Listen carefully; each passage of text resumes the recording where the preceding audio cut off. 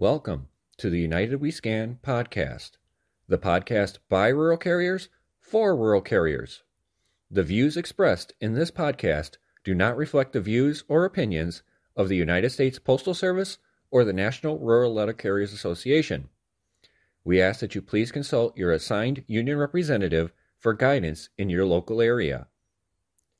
Make sure you like this podcast, share with your fellow rural carriers, and subscribe to be notified each time a new episode is uploaded.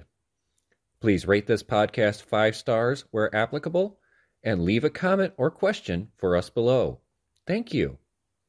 Now, here are the hosts of the United We Scan podcast. Welcome back, everybody. Episode 68. Today is Carrier Question Night. So those are questions we've seen on social media. We've had several questions emailed and messaged to us throughout the last week or so, especially the last couple days. So we're going to address those tonight. It'll be a nice little fun episode. I like when we get to answer all those questions that come into us on the daily almost. So other than that, how was your week, James? Oh, the post office was its normal self. Finding out I'm a 40K now, went down 58 minutes.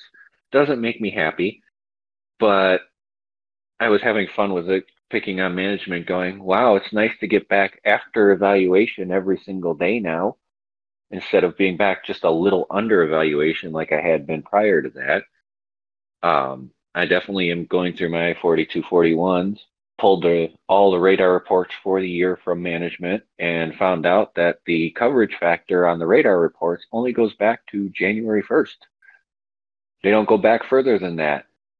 Another contention for that is the miscellaneous time.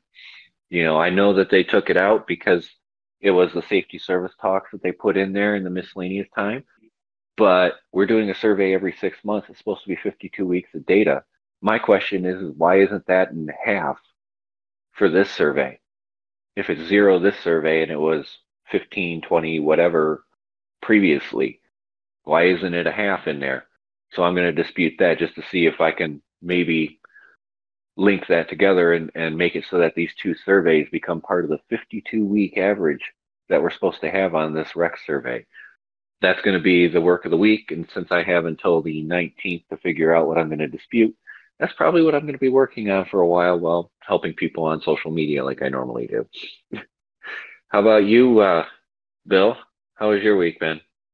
Oh, my week was full of fun and adventure, miscues. We had a situation on Wednesday where they forgot to switch the date over on the parcel sorting machine in our office. So when they were done for the morning, and they started running the parcels for the next day, they were showing up on Wednesday's delivery format. So I got a call from carrier saying, hey, Bill, they want us to run parcels out. I said, well, do you want the extra money? No. I then tell them, tough. It's not a second trip. And he says, well, they're pretty adamant about it. I said, well, you do what you want. And I said, I know what I'll do. Then I get another phone call where a carrier took out his parcels and some for another route and made a deal to get the time and a half on the MOU for assisting for the entire run. And good for him. But I got back at 5:55 on Wednesday. And the next day when I ran my route, I found a couple parcels in Spurs in mailboxes, parcel in a large mailbox. And I took pictures of the barcodes and ran them. And they were dispatched at 6:10. Well, hold on. Why didn't somebody ask Bill May if he wanted to take his parcel? Well, probably because they know what I'd tell them. But the fact of the matter is they should have come to me. So tomorrow I'm handing in a class action grievance for every hour that city carriers delivered rural parcels for anybody who wants to participate in the class action grievance. Mail was nominal. Parcels were a bit heavy. Of course, they were heavy. It rained all week. My Amazon guy, who usually just takes Thursdays off, decided to take Friday too. So that's okay because Friday was actually a clear day out. And I didn't give a rat's. generally, I mean, going through all the social media pages and everything, there's still the gluttony of problems out there, from mapping to, like you said, percentages, the differences on the 41Ms. Where's the service talks? They're supposed to be in RIMS. Okay, there's nothing showing there's any service talks whatsoever. So where are they? It's a regular day in the post office. Today was funny though. Our subs have to do the Amazon starting at 10 a.m. My sub calls me and says, "Oh, they have all the parcels ready, and we're loading up now." Oh, that's good. 2:05, I get a phone call from the same sub going, "They just sent us a MDD text message that they found parcels missort for 6 routes that we have to deliver." Now, I'd like to question why, if you could have all the parcels sorted and at the route at 10 a.m., why it took till 2 p.m. to find missorts for 6 routes. What the hell were you doing? And how the hell could this happen? But it's the post office, so don't try to make sense of it, ladies and gentlemen. Other than that, got to see my grandbabies, got to see my grand dog, got to see my boys. So it's been a good weekend. And the weather's getting better. Like everybody said, it's getting in the 60s, 70s here for this week, and I welcome it. Toasty, what about you? What did you do all week? Oh, well, found out that my route went from last year dropping down to 41K from 48K. Then the last survey was 44K. And then now this survey got up to 48K. And actually, I'm beyond 48K, but we'll get to that here later on, I'm sure. Other than that, Monday was pretty heavy. Tuesday, we had Advo, so that's 100% coverage. Put that into the scanner. Wednesday was pretty easy. Got off pretty early on that day. Thursday is my K day. Took that off. Got some stuff done. Went to some appointments. And then Friday, nice day. Yesterday was a pretty heavy day again for some strange reason. Felt like a Monday again. But overall, the weather's been good here, but it's going to start raining every week now. Coming up these next 2 weeks with a lot of rain and overcast. So we'll see if we even see the eclipse tomorrow. But other than that, not a whole lot. Same business as usual. Kristen? It was a week. Parcels were actually fairly light. I only averaged, my parcel numbers all week were anywhere between 77 to 106. So that's actually kind of light for me. DPS was heavy all week for me, though. That was different. But again, beginning of the month, all the bank statements coming out and all the extra junk. Other than that, not really too much. My route is a 46K now, so I went up an hour. I did find out throughout the rest of my office, we had 3 of us K routes went up an hour. 1 stayed the same. Our J route, he's a high option J route, he stayed the same. He was happy with that. He was afraid he was going to go up another hour and lose his high option. And then our 44H lost an hour. She was not happy, but oh well. That route's never been, other than when they had it padded so bad prior to Rex, did it actually make a J route. So I think it was a 42H when I transferred in that office. So it's still right where it's always kind of supposed to have been. So I ain't worried about that. Other than that, it's just been a pretty average week. Nothing too exciting on my end, anyways.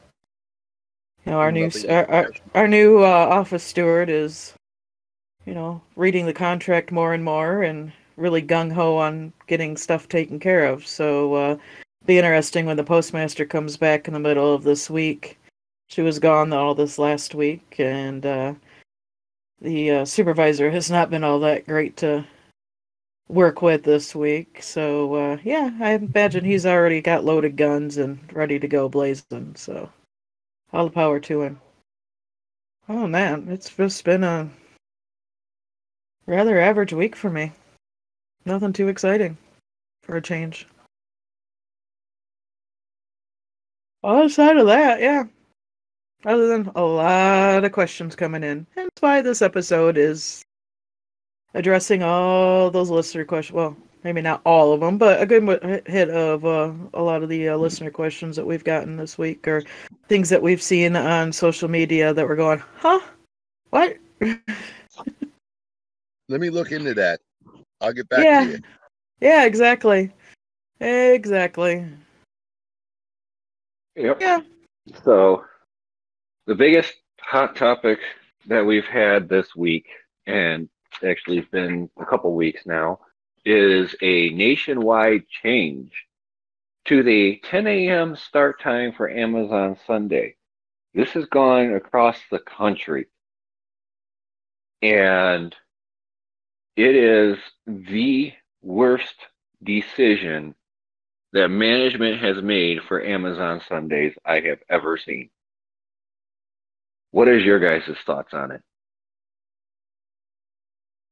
Well, I think it's terrible too. right. It's going to be, especially here in Texas. It was 100 degrees for 3 months straight, basically, and now you're going to send them out at 10 instead of at 8 or 7:30, and it's going to be during the hottest part of the day. You're going to have more people with heat exhaustion, more people calling out the next day. It's really not the wisest decision. I don't know who decided this was better or even why. They never gave a reason. Yeah, I've they got- noticed that. Go ahead, Kristen. Ladies first. I was gonna say, yeah, I've noticed that. I mean, my office doesn't do Amazon on Sundays. I don't know if that'll ever change, but as of right now, it hasn't. But yeah, I just, especially with summer coming up, and if they're gonna keep this 10 o'clock thing, I mean, you want to preach, all the heat safety and all that stuff. How does that doesn't even play well with that, because now you're putting people out in the most hottest parts of the day. Mm-hmm. I'm not a fan of it, even though it doesn't affect my office directly. I'm still not a fan of it. Well, when I brought this up a couple weeks ago, it was a problem in our office because of the fact that it happened for Easter Sunday, and they got 4 days notice. My DR was alerted to it, and nothing came of it. Bridget did make a comment in regards to Article 30 something, but that had to do with the relief days, changing the relief days. So apparently she didn't understand the question, or she didn't know where to get the answer. But the fact of the matter is that these people don't need to be spending a 7th day out there in the middle of the summer. And like you said, in Texas, you're going to get scorched out there. It's not just taking a total on the carriers, but it's taking a total on the vehicles. So until you get the new MGDVs in there with the air conditioning, you're both going to suffer out there in the sun. And in the example of my office today, they got a scanner message informing them that 6 routes had missort, which is funny because everything was ready for them when they reported to work at 10 a.m. So why would it take them 4 hours to find missorts for 6 routes?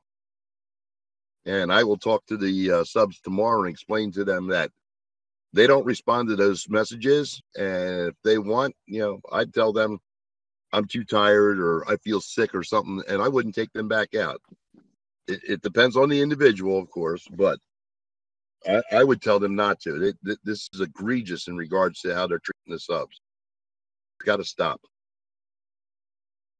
I agree. And the biggest things about this, there were other notes that were sent to several carriers, managements out there.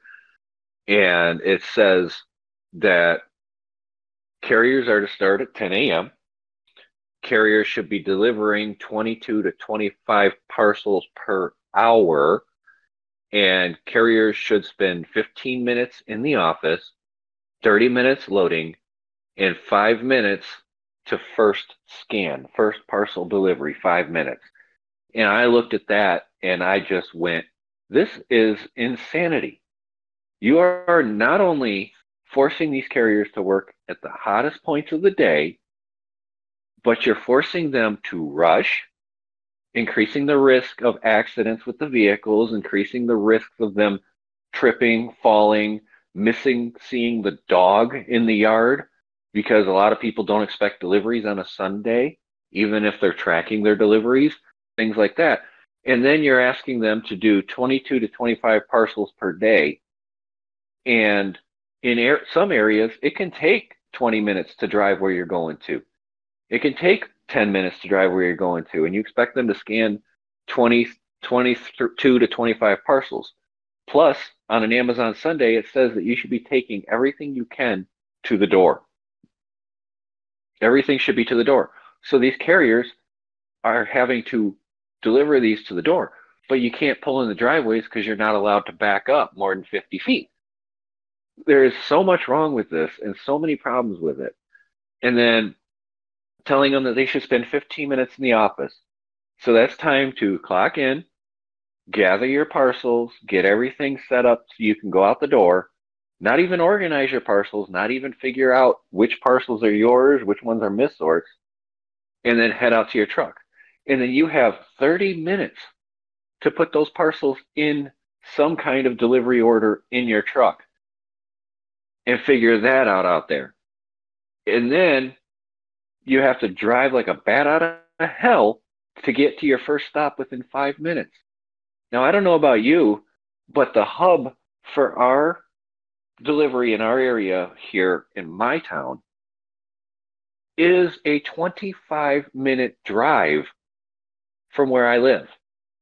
So are you sending my carriers for my office that are supposed to be delivering my office's parcels out with other area parcels so that way they can deliver 25, 30 parcels on the way out to my area to deliver the entire area? How are you doing all of this stuff?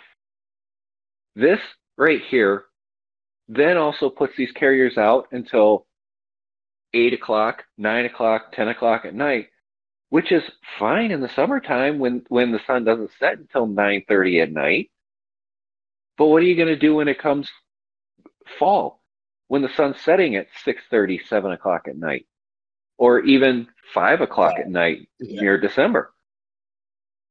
How are you going to manage that?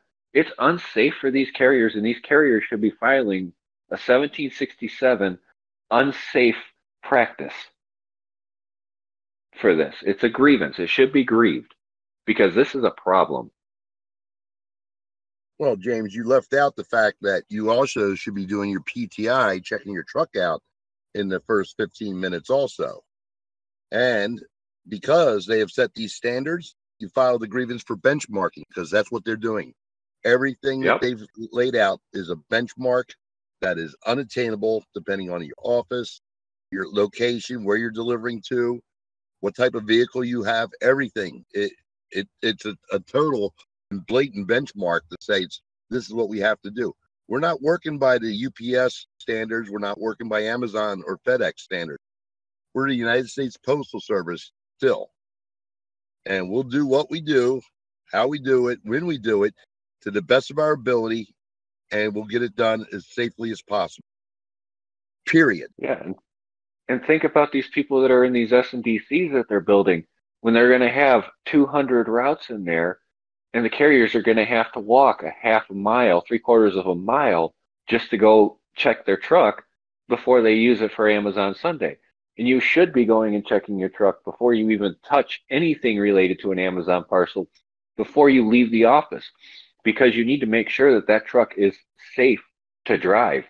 And don't skimp on inspecting your truck.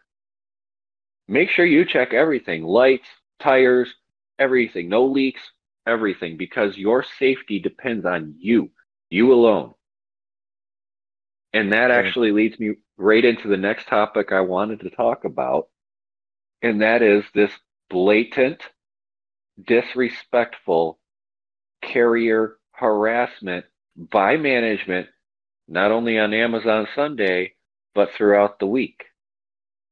We've touched on it plenty of times before, but carrier harassment is a major thing going on in the Postal Service, that a lot of carriers have contacted us over, and how some union representatives have balked at taking on carrier harassment in these offices. What's your guys' take? Well, Bill, you're the only one unmuted right now, so go for it.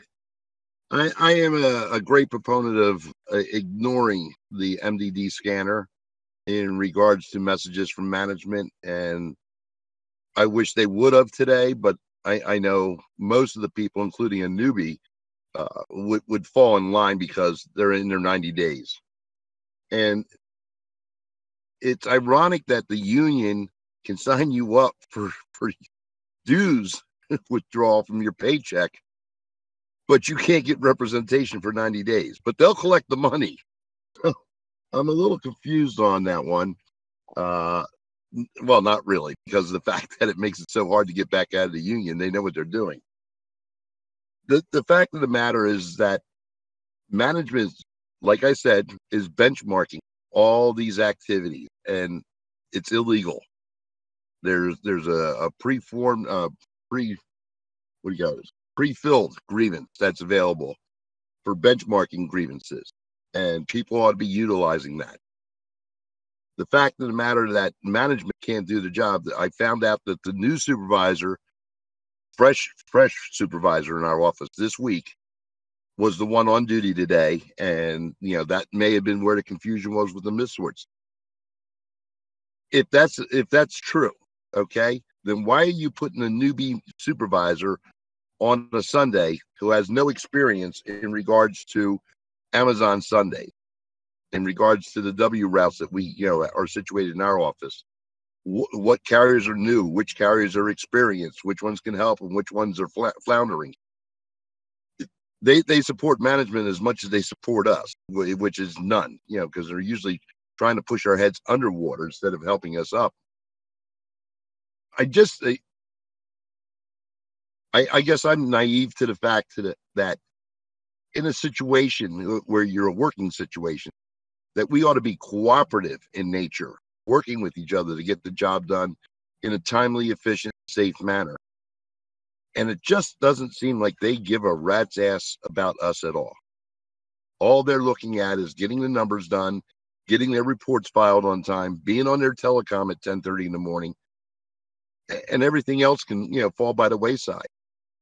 And it's got to change. It's got to, and the only way we can change it is by grieving it, and then by voting new national leadership in, and having that leadership pound the shit out of the post office about the hostile, toxic work environment that we're in. Like I said, you change that Sunday Amazon to 10 a.m. Fly fishing just opened in Pennsylvania Saturday. You know how many people lost that day, and then turn around, you can't come in until 10 o'clock. So you lost the first weekend of fly fishing. Yeah, it's not a big deal to a lot of people, but like hunting or any other type of, sporting activity, it's important to them. Do we care? No, we don't care. We're the United States Postal Service. We'll do what we want, when we want, to whoever we want to do it to. Mini rant. All right, Kristen, your turn. I kind of missed part of it. But, well, like I said, the 10 the Amazon Sunday thing doesn't affect me. But yeah, especially with these RCAs, so a lot of these newer ones. And I get that, a member of the union, because you remember, the only thing an RCA can't grieve in the probationary period is termination. However, a lot of our union stewards will not fight for an RCA in their probationary period in general, which I think is absolute bullshit. I feel, and for instance, in my office, they are after one of the RCAs because he's been there nearly 6 months now and he doesn't have a POV yet. Yet, the other RCA, who's a little newer than he is, they went out of their way to find an extra LLV from a neighboring office so he could help run the POV route.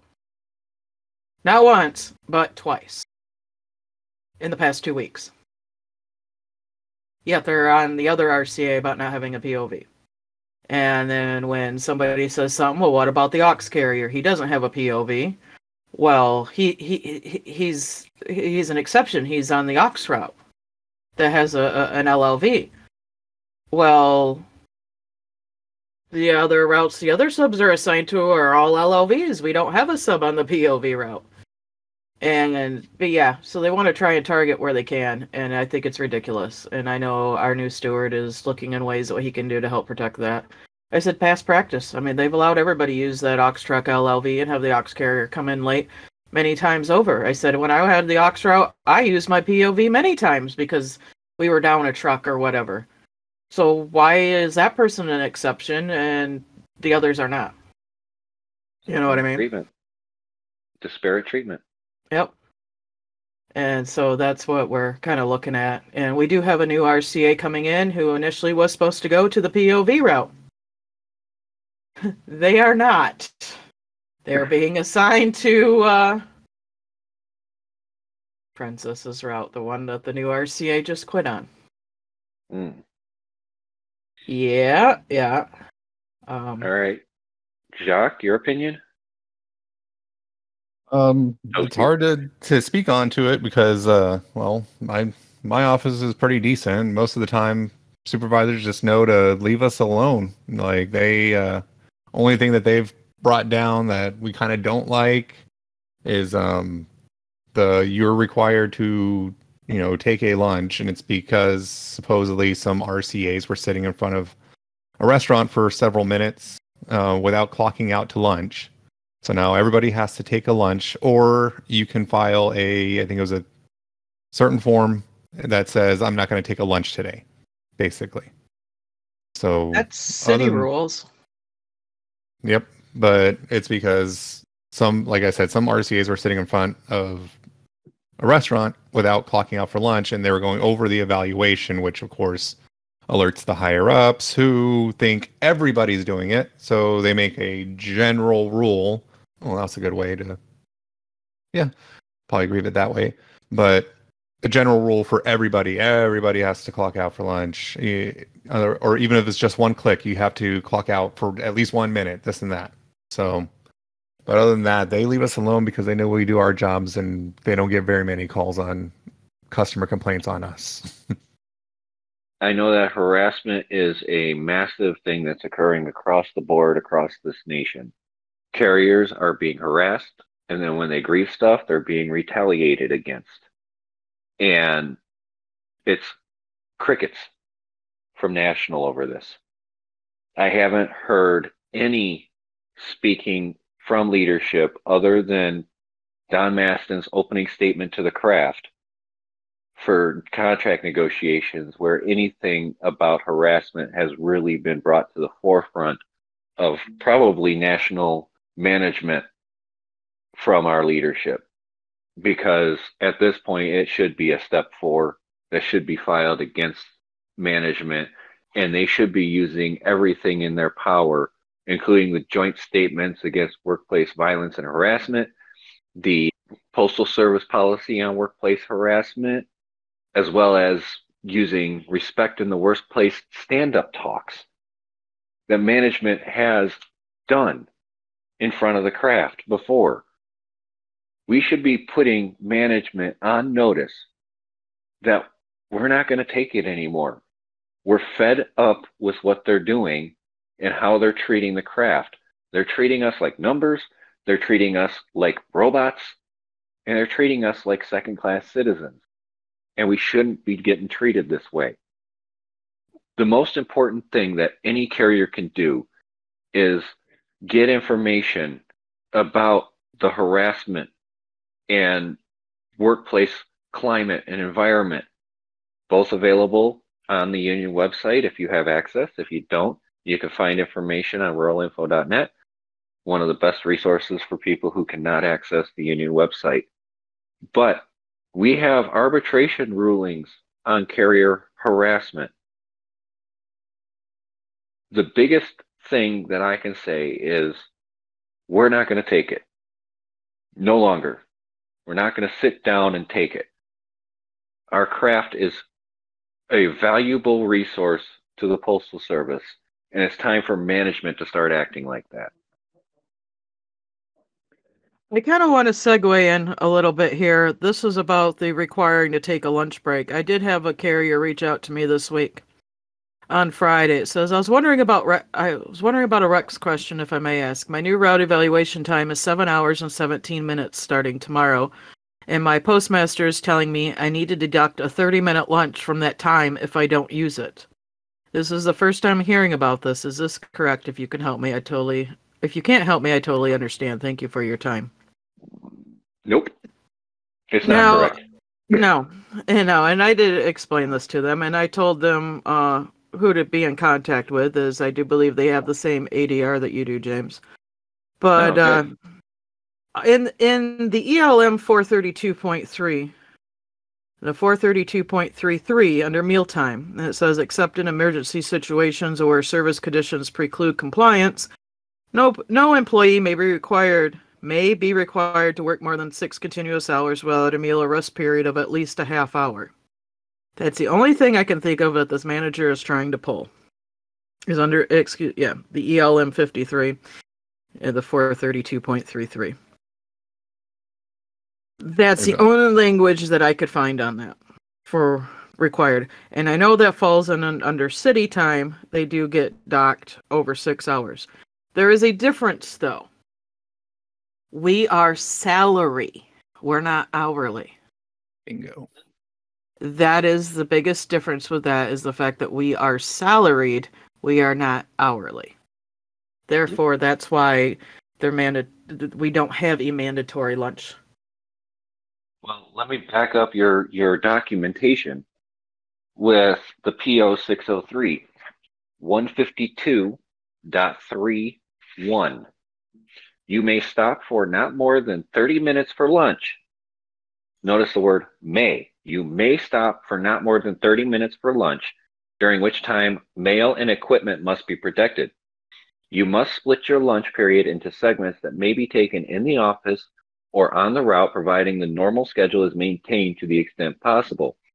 Time spent consuming coffee away from your case in the office or on the route is considered part of the 30-minute authorized lunch period and must be recorded under lunch on the PS Form 4240.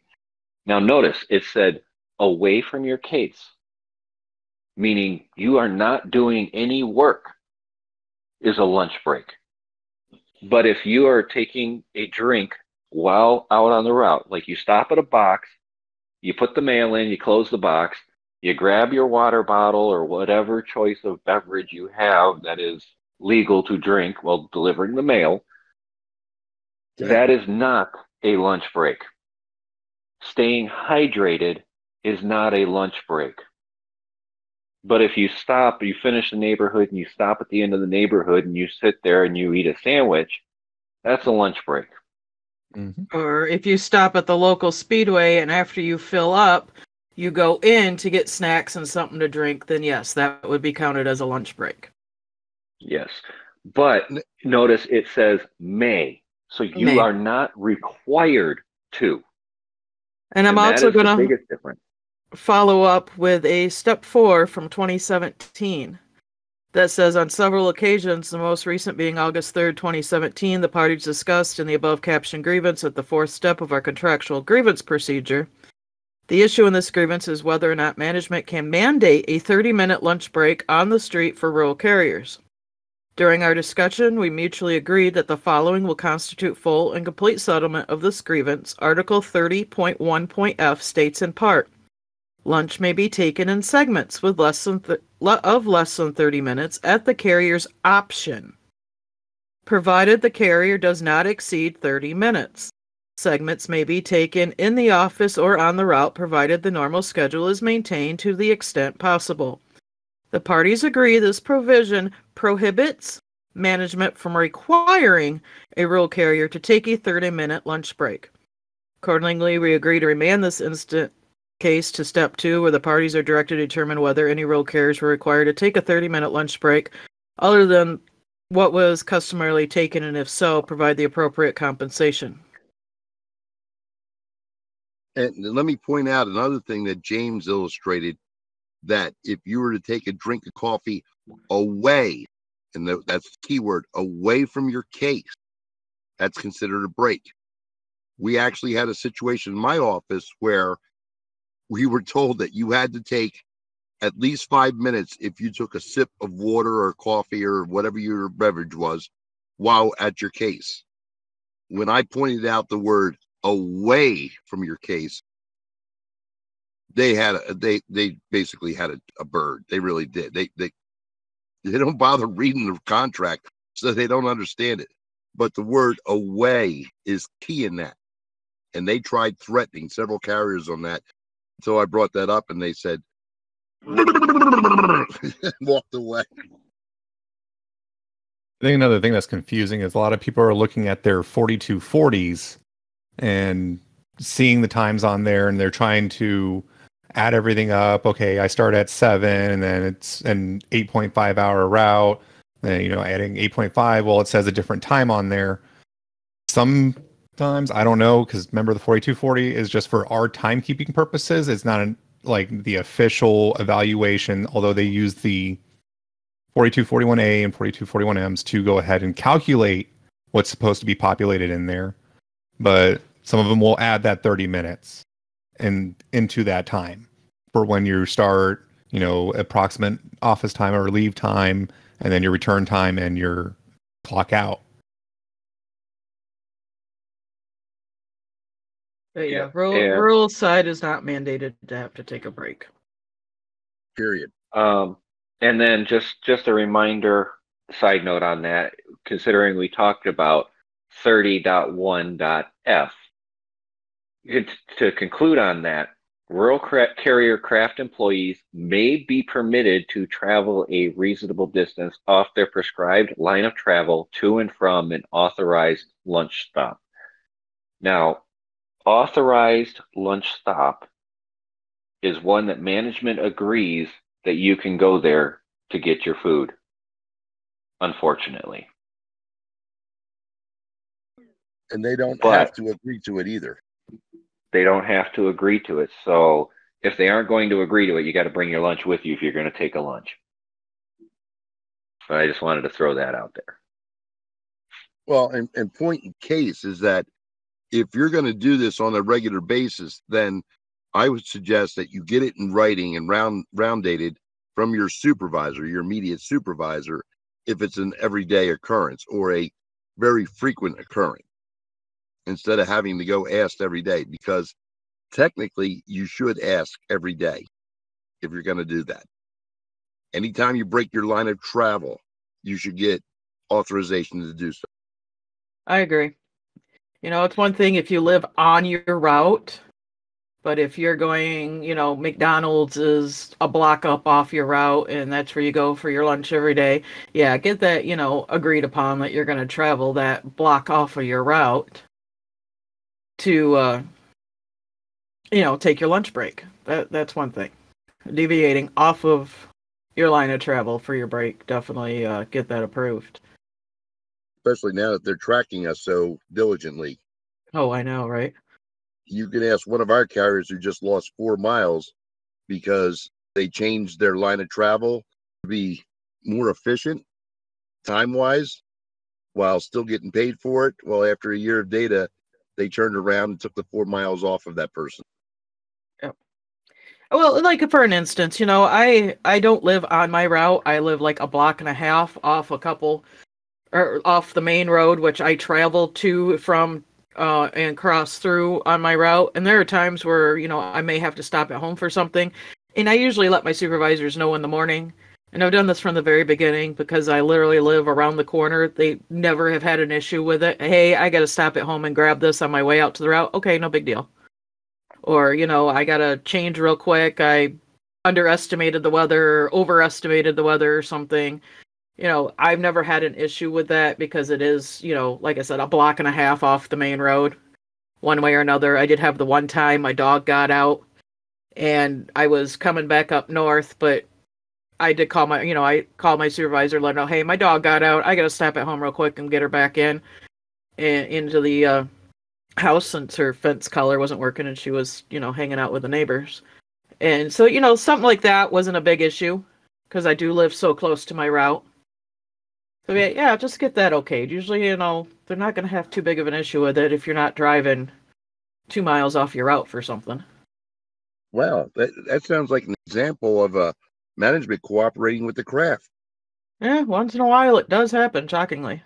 Wow, I got to find out what that's like. Right? Yeah. Well, that's not true. I did have a supervisor tell me one time that if my attitude wasn't going to change, I can go home. And I picked up my lunch bag and went home. So we did agree on that one. Uh-huh. And I didn't answer the phone all damn day. Came in next day, had a discussion, said, "You told me, I got witnesses. You said if my attitude didn't change, I could go home." I went home. My attitude wasn't going to change, so I did you a favor. That's one of the 1,143 times I heard, "I hate you, Bill." Just follow the direct order. If my attitude's not going to change, go home. Okay. No. So I've always been told, follow that direct order first. Gotcha. It's nice being me. So the next thing is, because of evaluations changing, like we always have now every 6 months, the formula office situation. The thing that I wanted to talk about with that is recalculating the formula, because we're going to have some offices that have to recalculate the formula.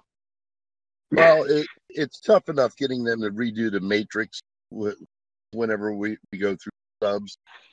I agree with that. We have a bigger problem redoing the formula because for some reason they just can't read English and have a hell of a time. So because we have a former ADR in the office, they often go to him and rely on him to assist them in doing the formula. This is the problem that is inherent with recs every 6 months. Not only is your pay changed for some carriers, but your drop days can change. And that's a problem when people make long-term plans. Myself especially, you know, I have a January vacation every year, and you know they don't want to hear about, you know, oh, it's more than 60 days. I don't care. I'm just letting you know. You know, you can tell me at the 59th day I can put it back in, but I'm going. And that's that. Like I said, it's nice being Bill because, you know, I don't have a problem with them in granting the leave because they know I'm going anyway. But for others, it is a problem, especially where you have a lack of subs or no subs at all. And there's plenty of offices out there have no subs at all. This is a major problem. When you don't have any subs, you don't have to worry about the formula. You're all screwed. But the fact of the matter is that when you have to redo the formula, somebody better check to make sure they've done it correctly. In 26 years, it's only been done right in my office once. And that was because the supervisor was a former rural carrier. And that's why that supervisor didn't last in our office, because of the fact that they appreciated the effort that we put into doing our jobs every day. And management didn't appreciate him taking our side in a lot of issues. So the formula has to be redone every 6 months. Sure, they do it. And then if they don't, grieve it, and do not settle for language. We've gotten 3 grievances back like that. Settle for language. The union will assist management. That's not our job. That's their job. So please start doing your damn job. Just like everything else. Stop dumping it on us. Yeah, there are a couple other reasons to recalculate the formula. Bill, you want to go over those? What, the lack of subs, the change of the high-low options and drop days, the seniority, the change in the number of available relief carriers. Well, that's the subs, yeah. Yeah, and that's carriers that are off of their training and have passed their required time on solo on a single route, and a change if you lose relief carriers. So say a carrier gets promoted to a regular carrier, then they have, 30 days to recalculate the formula from that bill, if I recall correctly? They should do it as quickly as possible. I As don't recall expeditiously as possible. Yeah, I don't recall exactly 30 days clause. Okay.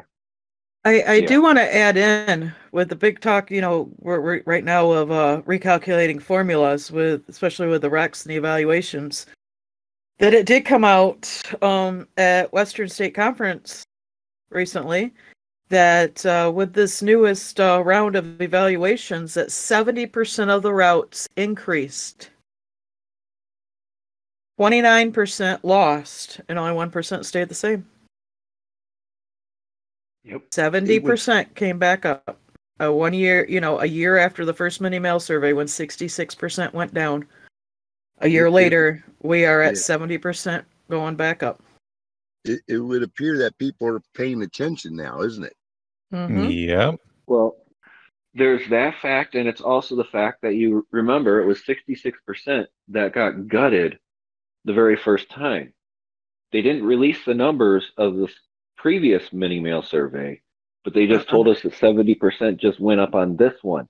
So if you really want to take into math and accountability into that system, you got to understand that the previous one to this was a small adjustment system.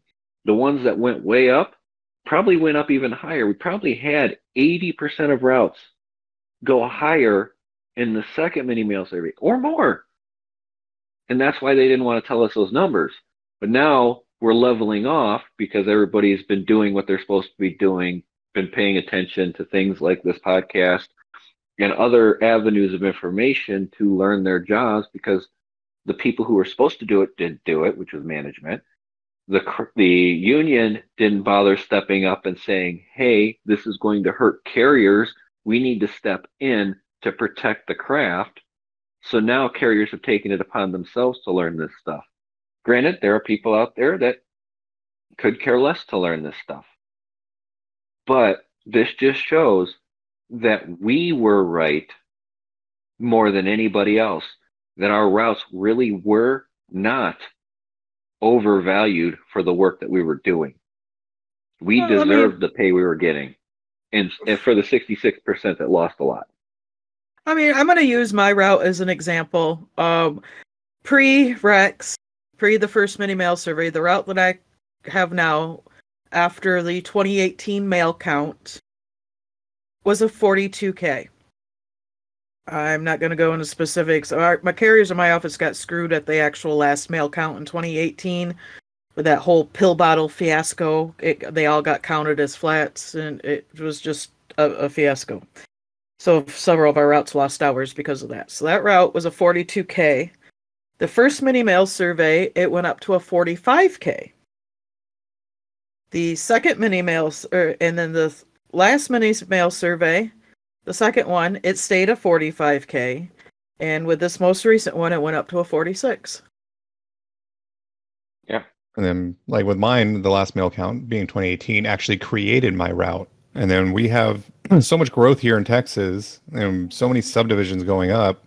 Like I had said in the group chat last week that I have 300 addresses that I just wrote into AMS to add, since they're starting to lay foundations and put up frames and roofing on these new subdivisions. So I've got a lot of growth, but whenever my route was created, it was cut off of all the overburden routes. So on paper back then, it looked like it had a 2.49 volume factor. It didn't. So I was one of those carriers that was riding high, over-evaluated, supposedly 48K, went down to 41K. That's probably about where I was at. I was hoping for 42, 43. But it just shows you that even with all this growth that I've had, I've been adding, additional authorized dismounts and houses since the last survey. I have about 100 more boxes from last year than I had, during the survey. But now I'm up to a 48K because I now have a package pickup. Now I have more parcels because when people move in, I have more counter space to put up a coffee maker, air fryer. I have cats. I want the automatic kitty litter box. That thing sucks. That is bulky Yes, as junk. Yes, it is. But it comes with the extra volume now. So now, yes, I am a 48K, and so is my casemate whose route was created from my route being over, evaluated, and she's 48K now too. But everyone else stayed about the same, went up a little bit. A lot of our J's went to K's. I don't know about how many of our H's went to J's or moved up to K's or not. But yeah, it's just been this whole, readjustment now that everyone's actually paying attention. Oh, when am I supposed to do the WSS? When am I supposed to do box holder? When am I supposed to do authorized dismount? When am I supposed to do all this? All those questions came right after, which was probably your most popular episode, or the most popular episode was last year, right after Rex, and everyone realizing, I don't know anything about this. So that episode helped out a lot, which I've been listening ever since then. But yeah, it's showing that we're basically back where we're at. Those of us that have growth, it sucks not getting paid for when those boxes open a week after survey, but I'm getting paid now, and since I'm still under evaluation, they probably won't cut my route for a while, so I'll be riding at 48K for a bit. And unfortunately, I got to dip out for the rest of the night. Kiddos had a little trouble, so. All right. Well, be safe. Enjoy your night.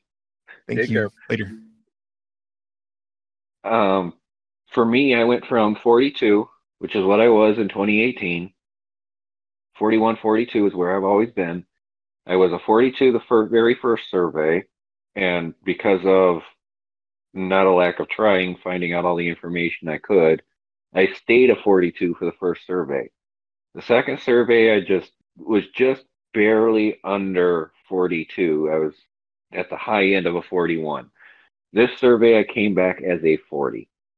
Now, I can say without impunity, a lot of that has to do with the loss of the weekly flyer. The weekly flyer killed my route. They took it away. We no longer get it, so it killed my route. But I think there are more spaces in my route that I need to figure out and fix and find in my 42-41 to dispute, because I believe my route is right there at the 41-42 and has been for a few years now, because what I lost in mail volume, I've picked up in parcel volume. So I have to go through that as well. But the biggest thing to do is make sure you're doing every input possible. And I know our activity scan episode is slightly outdated to the information that the union has rolled over for on management, but it's still a good starting point of ideas of what to do for your route. Now, I did want to get, before we get to the end of the day, I really did want to get up into the Relief Day work list sign up coming up, because it's about to open up and people only have 2 weeks to sign up for the Relief Day work list. Now, I want to make it clear, we do not have an overtime desirability list. We are not city carriers. We do not do overtime except on a voluntary basis with the MOU. We only have the Relief Day work list, which means you volunteer to work your scheduled day off when management needs it. There is a full list of things management has to do before they can assign somebody from the Relief Day work list. But the sign up is coming up. You guys want to touch on that? Okay.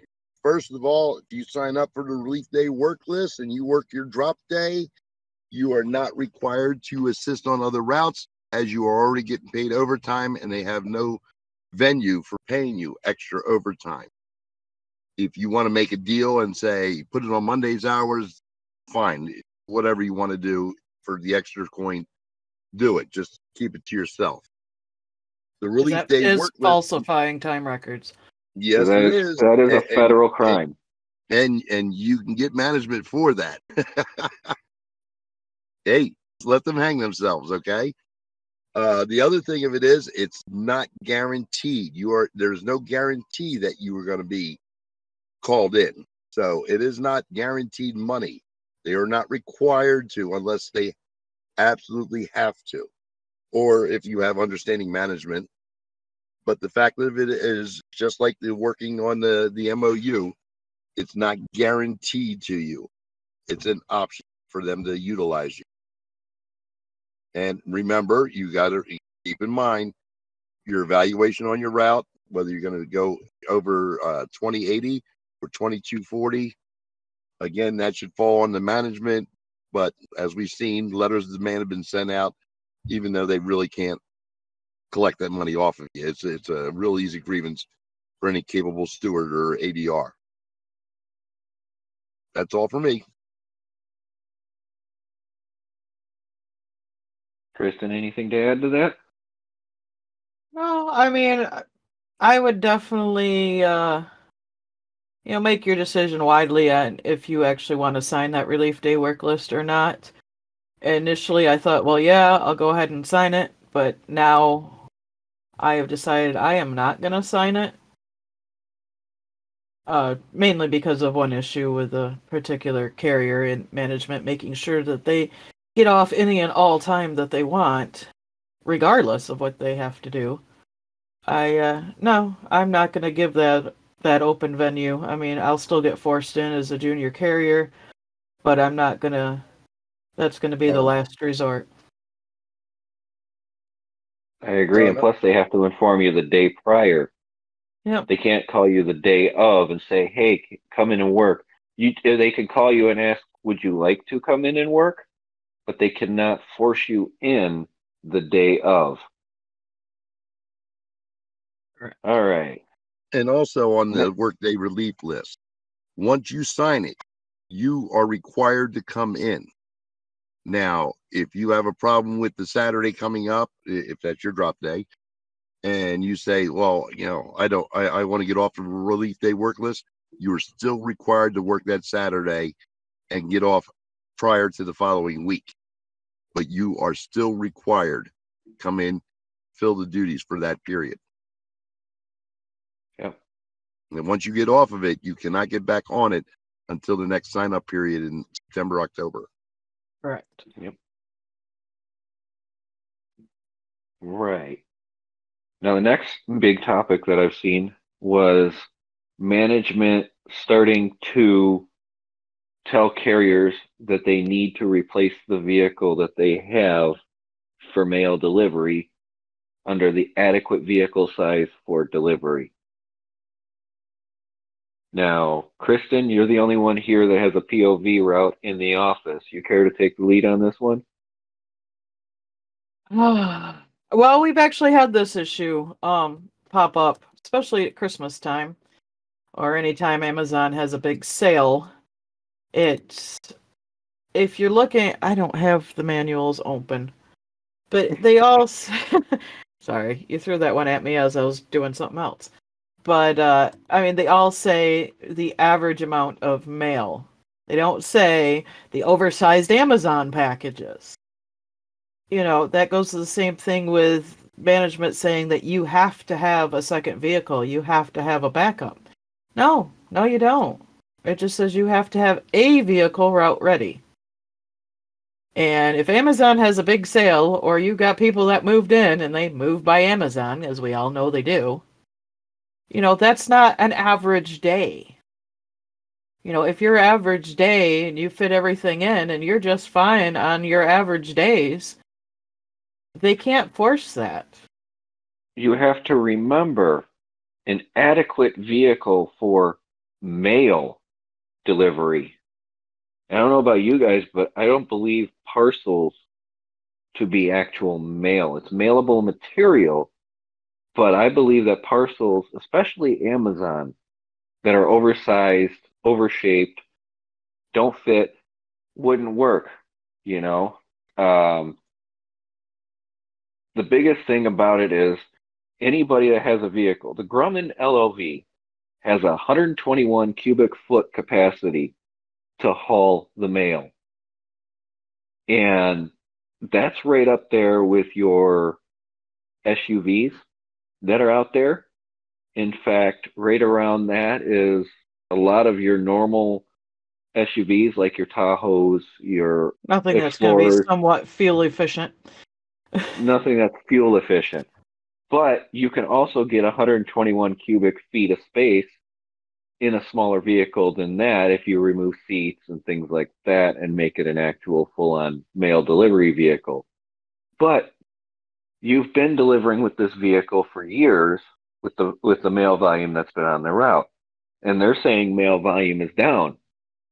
Well, parcel volume's up, but Amazon is screwing us over with these extra large boxes that if it was an LLV, I'd fit the exact same amount that I'm fitting in my car, Tetris style, in an LLV that's just loaded randomly. So the problem is management is thinking, this is the contract, this is what you got to do. Go out and buy a new vehicle. I have yet to meet a table 2 person who can go out and buy a brand new vehicle right off the lot to run their route. No, you got to go and buy out a used vehicle. Well, now you got to do parts and repairs on that vehicle and things like that because it's worn out already. Plus, you don't get the incentive from the post office because it's got to be 5 years old or newer. So, where are we going to get the money to do that? And that touching on the POV thing too, these new RCAs, especially if you're in an office that maybe doesn't have POV routes or only has one or very few POV routes. I mean, it's totally different. I started in an office that at the time had 12 routes. 9 of the 12 routes were POVs. So yes, you had to have a POV. In fact, I never even got my LLV training till I was there for almost 3 years. Which was different when I started than everybody getting the LLV training, Metros training and stuff, FFEs and all that stuff all together now at the very beginning. But when you're trying to get, a newer RCA to find a POV, good luck. Because there's not much out there that an RCA would be able to afford that they would be able to deliver mail out of. And not many of them, just starting out, would be able to afford $700+ for even pedals. That's the biggest issue, that we run into as well, having one POV route. And as James stated, you're going out there and you're getting a used vehicle. And most of these POV routes are in really rural America, where you have a lot of unpaved road. So a worn out vehicle is going to get worn out even faster on those routes. Oh yeah, I had a gravel road that took out 3 brake lines one day in my car. I'm driving along and and I went to hit my brakes and went, whoa! My pedal went almost to the floor. So yeah, this is one of them situations where a backup vehicle, folks, I can't afford the primary vehicle on table 2, let alone a backup vehicle. Let me see you do it. Yep. And we're not required to have a backup vehicle. It just says we have to provide an adequate vehicle. Mm-hmm. That's all it says. It doesn't say we have to provide adequate vehicles. It doesn't say we have to have a spare in case ours goes down. It just says you have to have an adequate vehicle. The same as the post office has to provide a vehicle to a government route. And if a vehicle is not available, they have to figure out how we're going to deliver the mail without a government vehicle available. So they have to go contact VMF and get a vehicle from VMF to us so we can deliver the mail, because we are not required to use a POV if it's a government vehicle route. We can volunteer to. Yeah, and the VMF is required to have backup vehicles available. Mm-hmm. There is a percentage that they must maintain. See, back in my day, we only had the one horse, and we wore his ass out. Well, my POV carrier in my office had to take Friday off because his brakes were not going to last him through. He barely got through the route Friday. He had to do his brakes. He had to take Thursday. He barely got through the route Thursday with his brakes. He knew they were going. He knew he had to get them done. He got the parts ordered. And he had to take Friday off because there was no way that he was going to be able to make it out on that route on Friday in the condition that those brakes were. You know, Every- and I said, and that's the whole point of why you should have a sub, number one, especially if you're on a POV route. That way, you know, you can take that day off to do your vehicle maintenance if you do it yourself, or take it to the shop, schedule that appointment, take a shop, and you have somebody running your route. And if you're very audacious, like someone like Bill, you turn around and you fill out a 1767 for unsafe condition. Yep. I used that for 3 days in a row. Hey, it worked. Or if you have my instance of even just trying to get an LLV in to get looked at because your shifter is so loose that twice on yourself and once on your sub, luckily we were sitting in the seat of the truck, and it dropped from park to reverse on its own. You know, I can't even get my truck in to look at. Really? I asked for brakes in November. All I got was my seatbelt replaced. My brakes are squeaking like no tomorrow. It's been renting up for brakes more than once. I had to top off brake fluid one day because I'm like, wait a minute, the pedal's going a little too far down. One of my master cylinders was basically out. All right. The next one is the big one that somebody wanted me to talk about here. The Political Action Committee and leadership's abilities to influence politics. Getting involved in the Political Action Committee, getting them to talk about rural carrier things like bills for buying back the time and stuff like that. What do you guys feel about the Political Action Committee? What can carriers do to make it better? What can carriers do to help? Things like that. I know, big change of what we've been talking about. I really don't have much of a comment on that.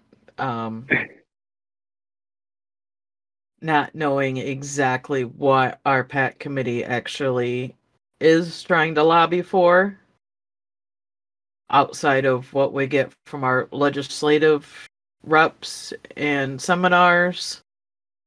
I mean, we really honestly are kind of left in the dark on what our Political Action Committee is actually fighting for. In all honesty. You covered basically the whole spectrum of what we don't know what they do. One of the things they do is lobby senators that are supporting our bills, such as getting rid of the postal reform, which was effective. Okay. The other thing is in regards to the 6-day delivery schedule, which is also effective. But like anything in politics, money greases the wheel, and that's how you get in to see these people. What other topics and subjects, such as the leave replacement buyback, that's kind of a dead horse, and I don't know if that ever get passed. But the problem of it is, by the time you're ready at retirement, if you were to look back and say, I want to buy back the 6 or 7 years, it's not financially feasible to do that. So that's a hit or miss proposition for me. If they could institute it now, yes, some people would take advantage of it.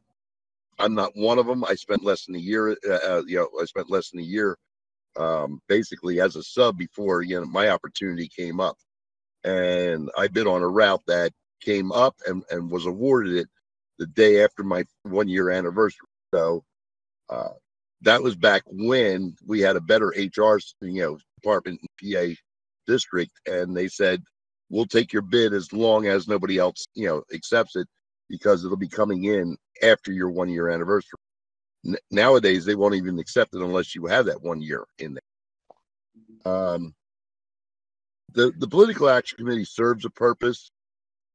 I'm just not thrilled about where it's all going to, and I'm not aware of how the funds are distributed, especially in regards to our national PAC person, Natasha, who does a phenomenal job raising money every year at the national convention. But I'd like a better detailed report on how our funds are, distributed among the members of Congress. Hey, Bill, did you happen to notice in the most recent National Magazine how the PAC donations were minimal compared to the past? Yes. I wonder why that is. They can't afford it. Well, that and the fact that people are quitting the union and pulling their PAC money. Mm-hmm. The biggest things for PAC, and this goes for anybody that wants to do anything NDC, is like Bill said, you have to have money to sit down with these guys. You have to give them something for them to be incentivized for you to talk to them. And the biggest part of that is why all our representatives and senators become millionaires. Now, that's not to say the Political Action Committee is not doing something good for us. They are, because they're being able to sit down and talk with our senators, our representatives, and get this information in front of them that our union leadership supports these things. And everything that they've put in front of us does support the rural craft, like our Protect Our Letter Carriers Act, which is supposed to help the Postal Service update the arrow key locks and change sentencing guidelines to harsher penalties for messing with mail carriers. You have the Postal Shipping Equity Act to help allow us to mail alcoholic beverages through the Postal Service. You have the Retirement Fairness Act, also known as the buyback legislation, which Bill touched on, which, yes, it's going to cost people money in order to buy back your time as an RCA. But like in my office, I got a guy who had 17 years in as an RCA. Imagine if he could buy back those 17 years and have that towards his retirement that he has now as a regular carrier. He'd only have to work a few more years and he could retire with a full retirement from the Postal Service. And then, of course, Social Security Fairness Act is one of the smaller ones that they're going for, which, of course, is an important thing that we continue to have Social Security available for our retired people, because we all know that retirement accounts are getting smaller and smaller these days. So, but there is a point to them being there. Not only does PAC have to go talk to these people, but so does our leadership. But the biggest people that can sway the vote of our elected delegation in the House and Senate are everyday rural carriers contacting them and telling their story and telling them why they should be voting for or voting against certain things. Contacting them and talking about problems in the Postal Service. Contacting them and talking about how you feel about the things in the Postal Service is an okay thing to do. And they prefer the... Go ahead. I was going to say they prefer the personal stories over the form letters. Exactly. I spent an hour and a half on the phone with one of our state senator staffers talking about the Postal Service and the bills that he should support, because it's important to us. It's important to us to get the message out there. And spending that time with them is a duty of us as citizens of this country for our voices to be heard. Sick leave and attendance reviews. This is one that I wanted to talk about because it happened to a carrier, and it also just actually happened to me because I was sick for a couple of days. And when I went back to the office, I filled out my 3791 for being sick, and then they gave me the attendance review packet. And I was in the attendance review packet, I only had 2 sick days, which were the 2 days I had just taken off. Management is now trying to do attendance reviews every time you're sick, which is back to the harassment topic we were talking about before. But they shouldn't be doing that. Bill, your take? Well, since we just celebrated 2 carriers getting 30-year pins, they also made a big deal of attendance. And One of them was a carrier, rural carrier, in our office. Okay, I'm sorry. This guy calls out Laughing too hard. more. This guy calls out more than any other two routes together, and he got an attendance award. And when his name was called, everybody said, "What?" And the district manager was looking at us like, "Well, what are you laughing about?" It's like, you must not be looking at the same records we know. It's such a laugh because of the fact that they want to give you the welcome back packet and explain your responsibilities and how you're violating your loyalty to the post office by not being at work. Well, you didn't have that problem during COVID when we came to work with masks and worked through thick and thin and shortages of personnel, did you? No. But now that you have time to do this and you're trying to micromanage us with inexperienced managers and supervisors, postmasters who don't know the contract, let alone labor law, kiss my ass. That's all I can say. Kiss my ass. Well, yeah, we had everybody in my office in the last couple weeks got attendance reviews. Everybody. And of course, it was brought up to me those 2 days that I was really super sick back in November, right after Veterans Day, when I called in those 2 days because I was sick. I was in bed sick. And of course, she looked, well, these ones are okay because these were scheduled. My FMLA for my daughter's doctor's appointments. But my two, it was one occurrence. So, excuse me, it was one occurrence those 2 days that's just not good. And I looked at her and I'm like, that's all you have? Really? I was sick in bed. Couldn't get out of bed. Fever. Sick. So you're going to hold that one time against me? Bite me. That's exactly how I feel on that. Meanwhile, you have a carrier who would pull in and see that my car wasn't there at start time, so I was on my aux route, who would call in from the damn parking lot. They watched her. Call in from the parking lot. So, yeah. I'm right there with you, Bill. Yeah. And, Frequency says that she offered to come in and puke in the mail. I actually did that one time. Not on the mail, but in the trash can right in front of the district manager. I grabbed my lunch bag, turned around, I said, "Sick, I'm going home for the day." And the proof was right there in the can. Yep. So, that's funny. In dealing with that, there are some jerk managers out there that when you call in sick, they're going to tell you need to provide documentation. Now, thankfully, our wonderful leadership just put out the RCAM, the Rural Contract Administration Manual, the Joint Contract Administration Manual for the rural carriers. And in it specifically states, get documentation for the interests of the Postal Service.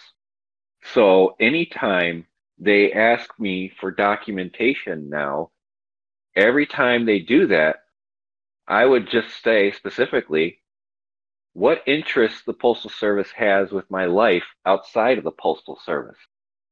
How does me getting a doctor's note protect the interests of the Postal Service? When I'm sick and I'm calling off and saying I am sick with a bug or I'm sick with something, I don't want to spread it to my coworkers.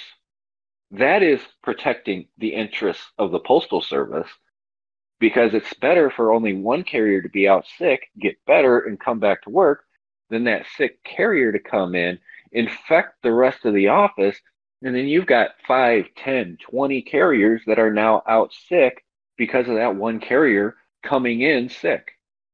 That's more of a protection of the Postal Service than just me being out sick for a couple of days to cure whatever I have. You guys agree with that? Yeah. I do agree with that. I mean, I've been teetering today on whether or not I wanted to call in for tomorrow. And you have to remember, it's a Monday, and restrooms are limited on my route.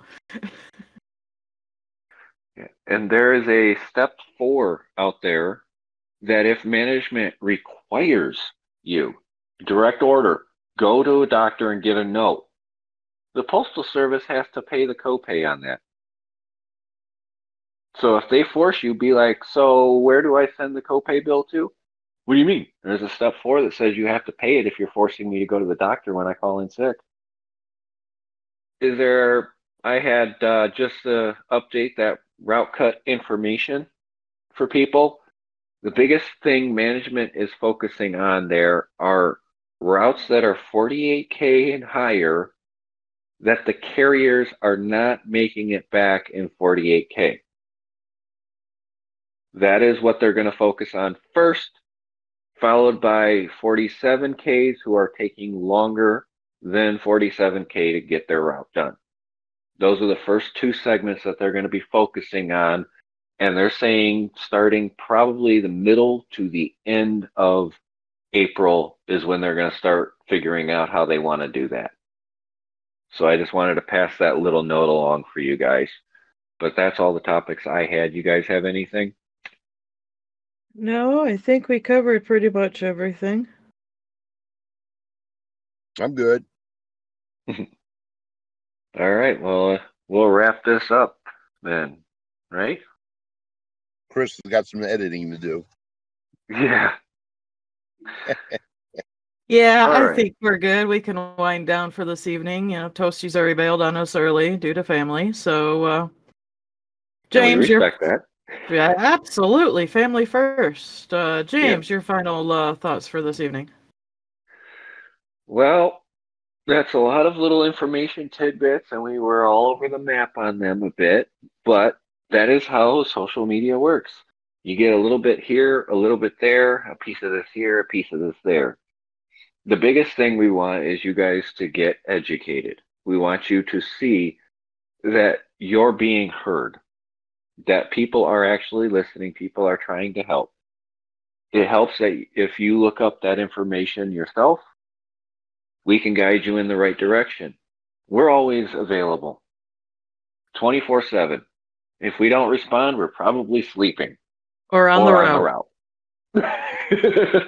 But we will get back to you as quickly as we possibly can because the craft is what matters to us the most.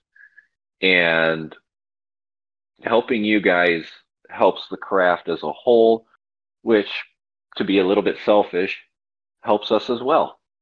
Because the better the craft does, the better the rest of the craft is. And as I always say, we're all in this together, and I mean it. We go through this, and we deal with these things all on a national scale. And we have to remember that no matter what, at the end of the day, we're all in this together. Bill? Well, I'm going to segue off of you in regards to people learning the contract, the 603, the ELM, the RCAM now. And this is a personal peeve of mine because of the fact that I have preached this for the last 10 years at my office. This is your livelihood. This is your paycheck. This is your career. So you need to invest a little bit of your time in there. I know Johnny's got soccer and little Chrissy has ballet and Mikey is just one of those kids that just never sits still. So, you're going 20 hours of a day. And I know because I've gone through that too. And now that I have grandchildren, I'm going through it. And personally, folks, we can't hold your hand every day. So you need to put a little effort of your own into protecting your jobs, protecting your paycheck. We will help you with the questions and issues that you have that are a little deeper than you've had time to look into. But it still falls onto your shoulders to take the first step. File the grievance. See if you have grounds for a grievance. You can find plenty of information on rural InfoNet and as well as our national website. Invest some time for yourself, for your family, for your career. We are glad to help you. But we're not going to be here to hold your hand through every little step. We depend on you taking the first step on your own. And then when you get stumped, you can come to us. You can go to many of the websites that give information, very helpful, very truthful, and factual, and utilize that in promoting yourself and your career. I only wish the best for everybody in this craft, but you have to help us to help you. And with that, I would say, everybody have a good week. The weather's starting to break a little bit across the country. Careful tomorrow with the eclipse. Don't anybody do anything stupid and look up there and try to get disability, because your eyesight's not worth it. Be safe. Do the job as efficiently, safely, professionally as you can, and get home to your loved ones, because you're the most important delivery of the day, every day. Kristen? Thank you, guys. Yes, and as what they say, be safe. I know eclipse coming tomorrow. Some people are in 100%, some people not so much. I think I'm at 92%. It'll hit me right about smack the middle of the route.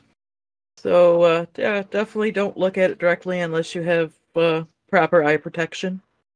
And please pull over if you are wanting to look at it. Don't try and look at it while you're driving, delivering mail.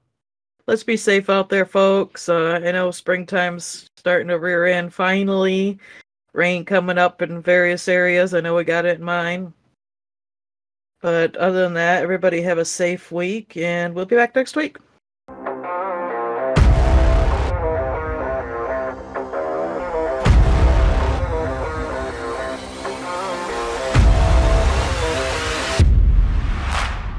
Maybe we'll get this hour and 45 minute, almost hour and 45 minute episode down to an hour.